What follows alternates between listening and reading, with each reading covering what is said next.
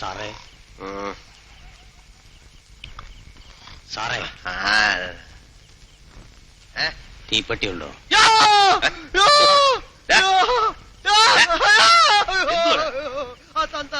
പഴം തന്തയൊന്നുമില്ല. തീപ്പെട്ടി ചോദിച്ചോണ്ട് വന്നു.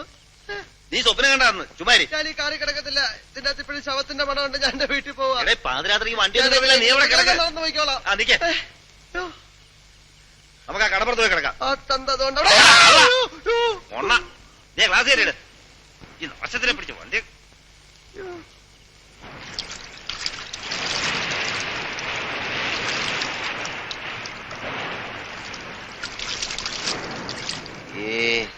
ആൾക്കാരുടെ മുഖത്ത് ഞാൻ ഇനി എങ്ങനെ നോക്കും? എന്താടാ?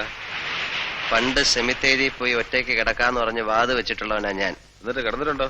അടുത്തവരെയൊക്കെ പോയി കിടക്കും. തല്ലി കൊന്നുകൊണ്ടേ നടണം.